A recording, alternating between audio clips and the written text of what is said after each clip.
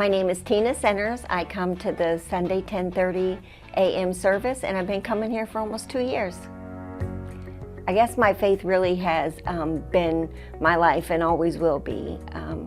When my childhood was a little traumatic, and the only thing my mom would really let me do was go to church. She wouldn't argue with that. So I used to go to church, and I did do an altar call when I was probably about 7 or 8 years old, and I went to church at different times, but it wasn't until 40 years ago that it really hit me that, Jesus is the Lord of my life, and He's the reason that I have salvation.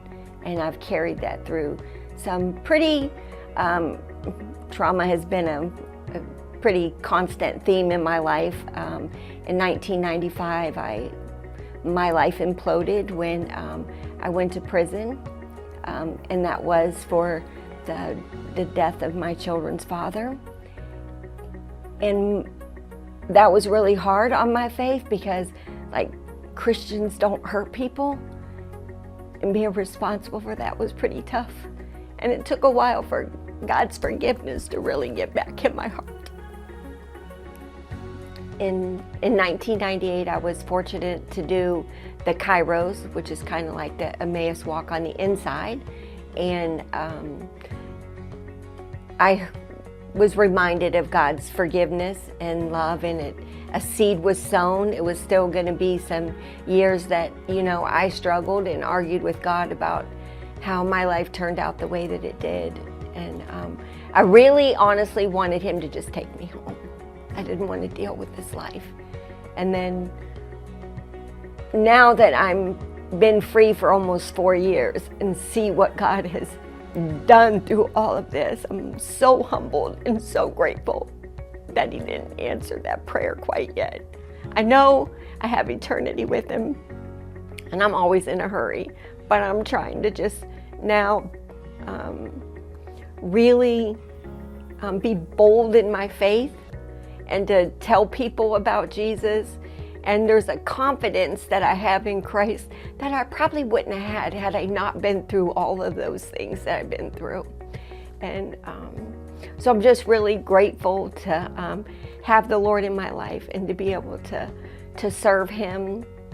I was connected with Kindway Embark on the Inside, which is a program that you take while you're there, and you meet all these people, and then when you come out, those people are there.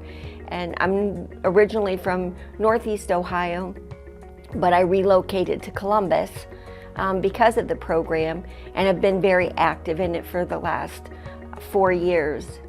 And it always amazes me that God could use somebody like me.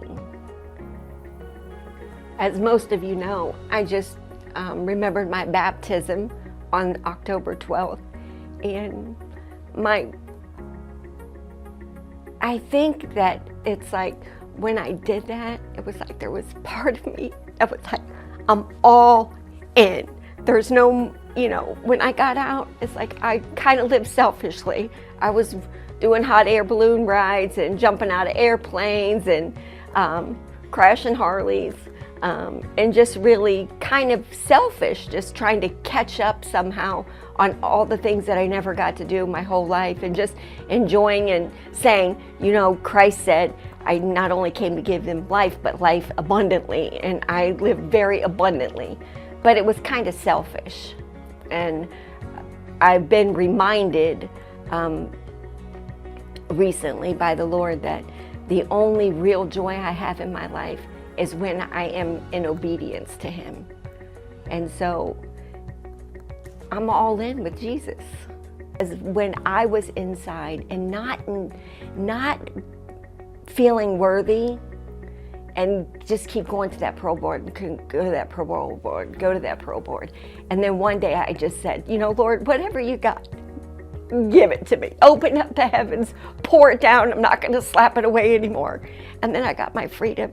I shared that with Megan, and Megan says, Tina, if you hadn't said that to me, I'd probably still be sitting in there. She said, but you opened up a part of my faith. And so I was able to share that same thing with a couple other women who are struggling, who have been flopped and flopped and flopped, and just keep given more time by the parole board. And I was like, wow. And the Lord whispered in my ear yesterday morning, like, trust and obey. Because this is what happens when you trust and obey.